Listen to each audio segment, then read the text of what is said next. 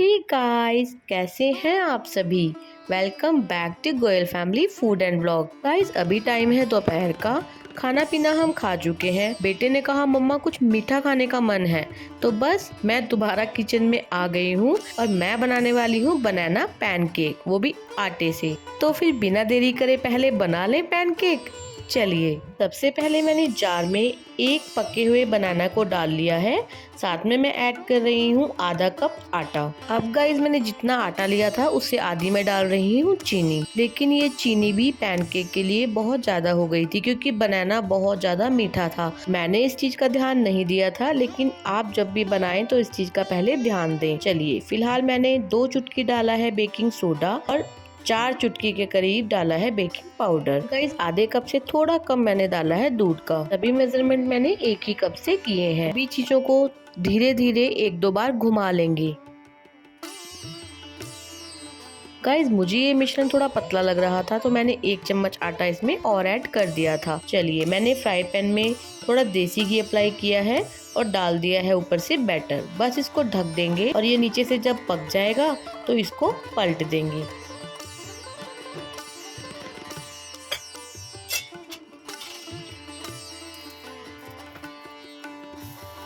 मैंने इसको पलट दिया है और अब इसको थोड़ी सी देर के लिए दोबारा ढक देंगे। बस रेडी है हमारा टेस्टी सा हेल्दी सा पैनकेक। अब आप चाहें तो अपने हिसाब से इसके ऊपर कोई भी डेकोरेशन कर सकते हैं, जैसा दिखाया जाता है, कभी हनी कभी चॉकलेट सिरप। फिलहाल मैंने तो अपने बेटे के नेम का फर्स्ट लेटर लिखा है इसके ऊपर, लेकिन गाइस मेरे ख्याल से ऐसा करने से टेस्ट में कोई फर्क नहीं पड़ता।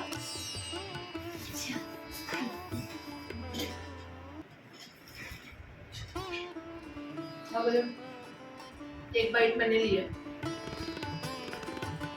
ना, वो जो फ्रिज में से निकाली थी ना, वो भर के रख ऐसा है।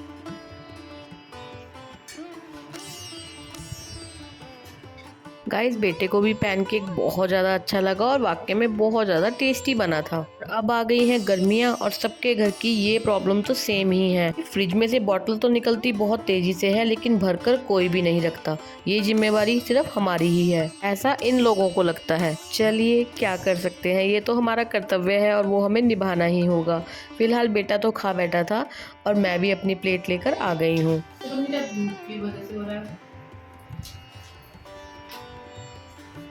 कौन है? सर, सोची कहो, यह दर्जी है। सोची कहो की करो की। गाइस, बेटे ने इस बार ली है संस्कृत, जिसको पढ़ने में उसको थोड़ी प्रॉब्लम आ रही है। बेटा पिछले 1-1.5 घंटे से मुझे कह रहा है मम्मा मुझे पढ़ा दो, लेकिन आज मेरे पास इतना ज़्यादा काम है, इतना ज़्यादा काम है कि मुझे समझ ही नहीं आ रहा कि मैं कैसे पढ़ाऊँ। तो मुझे जैसे ही इसके पास बैठने का समय मिलता है मैं थोड़ा पढ़ा देती हूँ। फिलहाल खा पी के मैं आ गई हूँ ऊपर बेटे के लंच बॉक्सेस लेकर, क्योंकि हस्बैंड के तो सारे स्टील के हैं तो उनको इतनी ज़्यादा ज़रूरत नहीं पड़ती धूप लगाने की। बेटे के प्लास्टिक और स्टील दोनों के हैं, तो बेटे के लंच बॉक्सेस और बॉटल्स को मैं हफ्ते 10 दिन में जरूर एक बार धूप लगाती हूँ। और गाइज, ऐसा करना बहुत ज़्यादा जरूरी भी है, लेकिन धूप लगाने से पहले उनके अंदर की जो इलास्टिक्स होती हैं उनको आप रिमूव कर दीजिए, फिर आप धूप लगाइए, नहीं तो वो इलास्टिक बहुत ज़्यादा ढीली हो जाती हैं और लंच बॉक्सेस खराब हो जाते हैं। गाइज, मैं सिर्फ ऊपर लंच बॉक्सेस रखने नहीं आई थी, मुझे मशीन भी लगानी थी। आपने मेरे पहले व्लॉग्स में देखा होगा कि मैं छत पे मशीन लगाया करती थी, लेकिन सभी जानते हैं कि इस वक्त इतनी ज़्यादा गर्मी हो जाती है कि बाहर ओपन में मशीन लगाना तो पॉसिबल ही नहीं है। इसीलिए मैंने मशीन रूम में कर ली है। अभी ये रूम्स यूज़ नहीं होते हैं, तो इसीलिए यहाँ पर मशीन लगाई जा सकती है।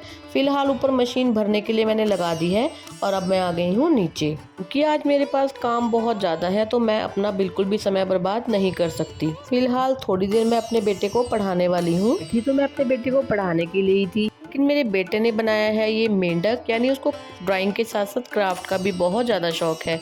अब कह रहा है कि पहले मेरे साथ खेलो, और जब भी बेटा मुझे कहता है मेरे साथ खेलो तो मैं पता नहीं क्यों कभी मना नहीं कर पाती। मैंने कहा चलो कोई बात नहीं, एंजॉय करते हैं।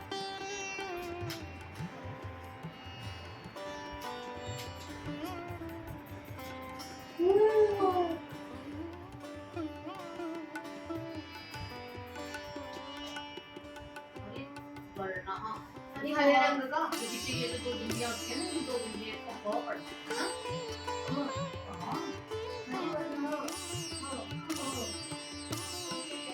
कौन है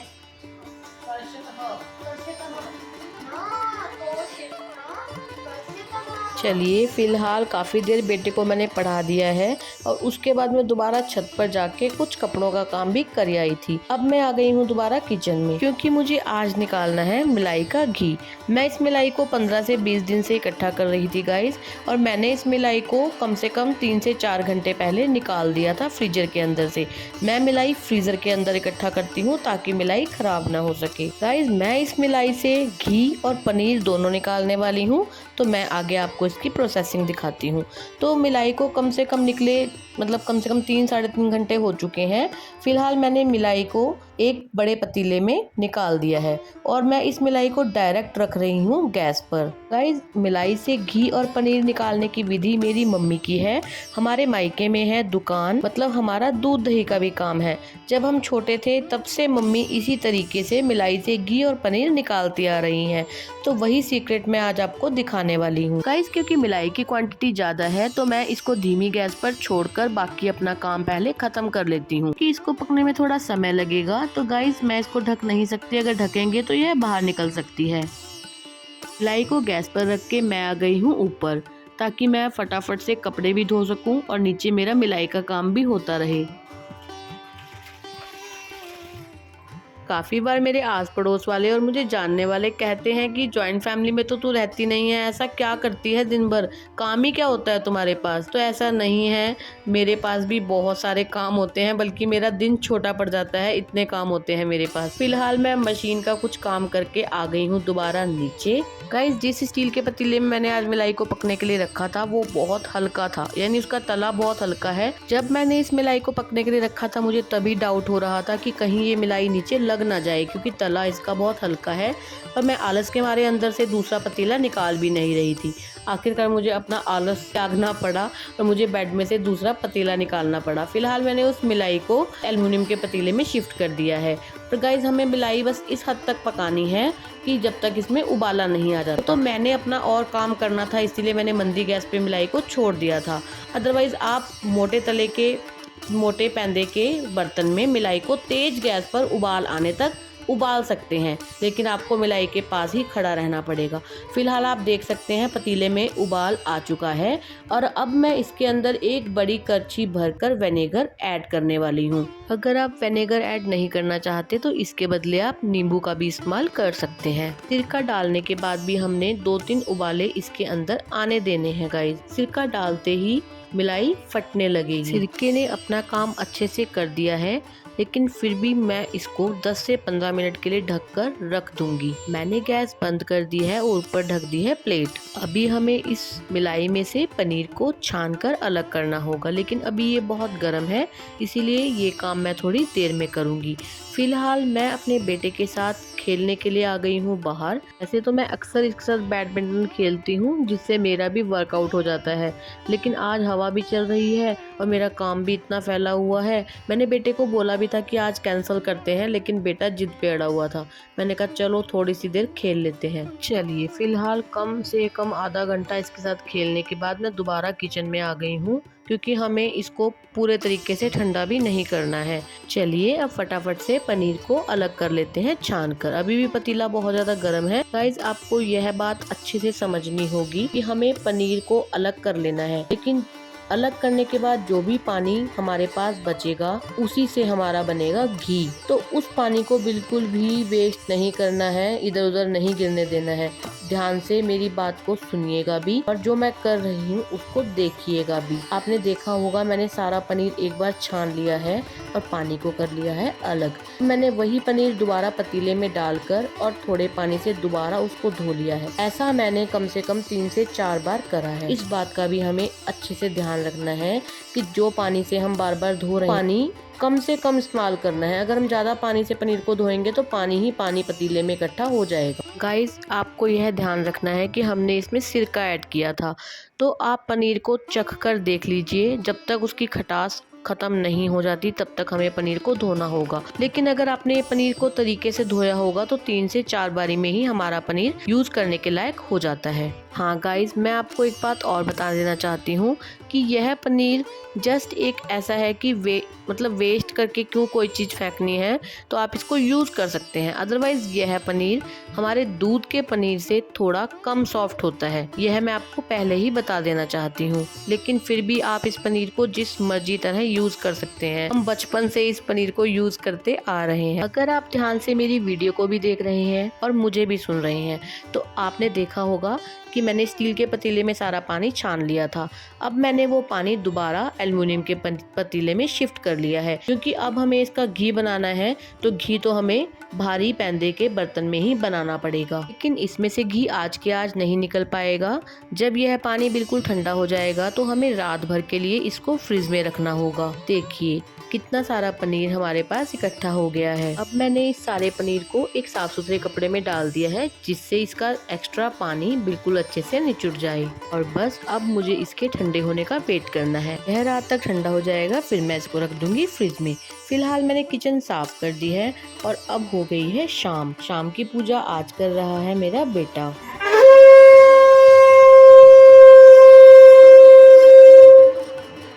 चलिए फिलहाल गाइज मेरा तो आज पूरा दिन कभी छत पर कभी नीचे, कभी ऊपर कभी नीचे ऐसे ही निकल गया। फिलहाल मैं अपना नीचे का काम ख़त्म कर आई हूँ और मैं आई थी लंच बॉक्स उठाने के लिए। और जो मैं कपड़े बीच बीच में आकर धो कर गई थी उसको भी मैं सुखा दूंगी, साथ में डाल दूंगी पौधों में पानी। अभी फिलहाल गाइस गर्मी है तो पाइप में होता है, मतलब जो पाइपलाइंस होती हैं उसमें बहुत ज़्यादा गर्म पानी होता है। तो मैं पौधों में डालने से पहले सबसे पहले अपने बाजू पर यानी स्किन पर टच कर कर देखती हूँ। जब तक पानी ठंडा नहीं आता तब तक मैं पौधों को नहीं देती। और आप लोग भी इस चीज़ का ज़रूर ध्यान दीजिएगा। गाइस आप यकीन मानिएगा मैंने आपको बहुत कुछ स्किप कर करके दिखाया है, नहीं तो आज मेरा दिन इतना हेक्टिक था कि मैंने पहले दोपहर से पहले तो सारा घर का काम किया था, यानी रोज का वही काम, झाड़ू पोछा बर्तन नाश्ता पानी रोटी सब। और मैंने उसके बाद का व्लॉग बनाना स्टार्ट किया है, यानी दोपहर बाद से। और उसके बाद भी देखिए मेरे पास कितने काम है। गाइस कपड़े तो मेरे सारे धुल चुके हैं, लेकिन धूप चली गई है क्योंकि ये इवनिंग का टाइम है। और वैसे लेकिन गर्मी बहुत ज़्यादा है तो कपड़े तो सूख ही जाएंगे। अगर नहीं सूखेंगे तो मुझे इनको उतार कर रात को कुर्सी पर रखना पड़ेगा और फिर सुबह धूप लगानी पड़ेगी। फिलहाल मैं बहुत ज़्यादा थक गई हूँ और बस अब मन है कि एक गिलास ठंडा पानी पीऊँ और थोड़ा आराम करूँ। एक बोतल उठा के ले। क्या तो बात तो है। फिर भी पानी की बोतल नहीं है, फिर पापा मांगेंगे आके। बाहर तो शायद मैंने खा ली थी।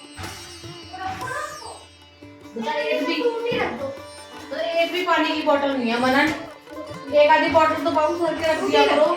गाइज मैंने सोचा था कि एक गिलास ठंडा पानी पीऊंगी और थोड़ी देर करूंगी आराम, लेकिन ऐसा हो नहीं पाया। आकर देखा तो एक भी बोतल फ्रिज में नहीं थी, इवन मुझे भी पीने को नहीं मिला ठंडा पानी। पहले मैंने जो रूम्स में इधर उधर बॉटल्स रखी हुई थी खाली, वो इकट्ठी करी, धोई और फिर भरी।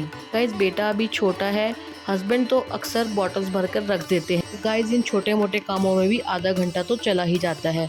फिलहाल जो आधा घंटा मेरे पास आराम करने का था वो मेरा इन बॉटल्स को भरने में चला गया, क्योंकि अब मुझे डिनर की तैयारी भी करनी थी। और जो पनीर मैंने आज निकाला है मैं उसी की भुर्जी बनाने वाली हूँ। बॉटल्स भर के रखने के बाद मैंने प्याज टमाटर और हरी मिर्चें काट ली है।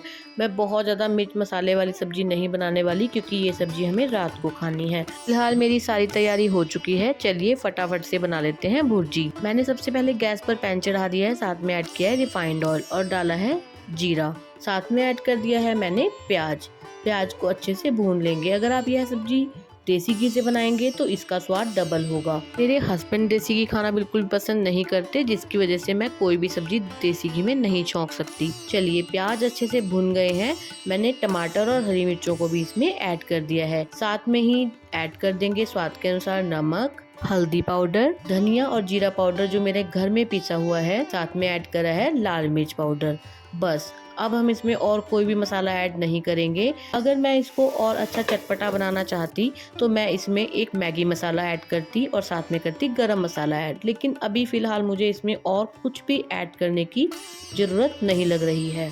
मसाले के तेल छूटने तक अच्छे से पका लेंगे और बस इसमें ऐड कर देंगे अपना बनाया हुआ पनीर।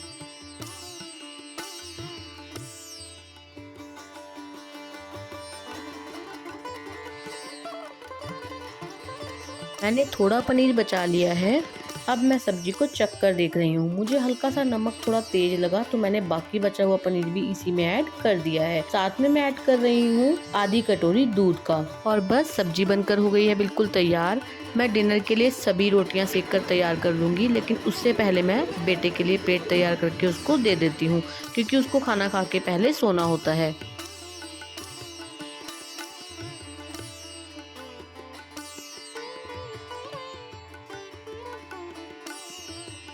हस्बैंड भी आ गए हैं ड्यूटी से और मेरा तो बिल्कुल भी आज खाना खाने का मन नहीं था, तो मैंने जो भी थोड़ा 1-2 टुकड़े खाने थे वो मैंने साथ में ही खा लिए थे। खाना खाने के बाद किचन साफ कर ली है और फिर बेटे ने बोला कुछ ठंडा पीना है, तो बस मैंने बना ली थी कोल्ड कॉफ़ी।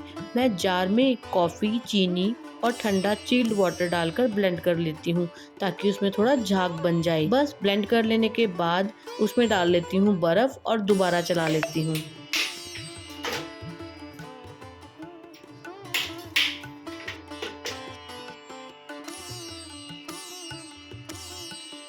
और बस दूध डालकर एक बार थोड़ा सा घुमा लेती हूँ और बनकर तैयार है हमारी कोल्ड कॉफ़ी। मैंने ग्लासेस को चॉकलेट सिरप से सजा दिया है और यह बिल्कुल ऑप्शनल है। चलिए हम इंजॉय करते हैं कॉफ़ी और मैं अपने व्लॉग का यहाँ एंड करती हूँ। लेकिन उससे पहले मैं आपको एक बात बता दूँ गाइज कि जो मिलाई वाला पानी मैंने ठंडा करने के लिए रखा था वो ठंडा हो चुका है। अब मैं उसको लास्ट में रखूँगी सोने से पहले फ्रिज में, और उसका घी कैसे बनाया जाता है वो मेरे नेक्स्ट व्लॉग में आप जरूर देखिएगा। गाइज अगर मैं इसी व्लॉग में घी कैसे बनाया जाता है वो भी दिखाती तो ये ब्लॉग बहुत ज़्यादा लंबा हो जाता, इसीलिए मैं नेक्स्ट ब्लॉग में दिखाऊंगी कि उसका घी कैसे बनाया जाएगा। अगर आपको मेरी वीडियोस अच्छी लगती हैं तो प्लीज़ वीडियो को लाइक किया कीजिए, चैनल को सब्सक्राइब किया कीजिए। चैनल को सब्सक्राइब करना, वीडियो को लाइक करना गाइज बिल्कुल फ्री है। चलिए मैं मिलती हूँ नेक्स्ट ब्लॉग में, तब तक के लिए good bye and take care.